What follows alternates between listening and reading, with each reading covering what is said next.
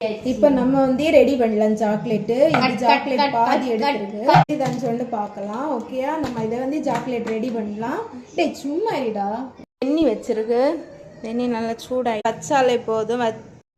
வெண்ணெய் வச்சிருக்கு, வெண்ணெய் வச்சுட்டு இதை வந்து கொஞ்சம் ஹீட் பண்ணலாம். மிதூஸ் தான் ஹீட் பண்ணதான் பாருங்க. ஃபர்ஸ்ட் வந்து இது செய்யலாம் ஸ்டாரு. நம்ம வந்து இதில் எல்லாத்துலேயும் இது பண்ணாச்சு. எல்லா நடுவுலையும் நம்ம இந்த பாதாமை வைக்கலாம். கடிபடும்போது செமையாக இருக்கும். இப்போ வந்து நம்ம இதை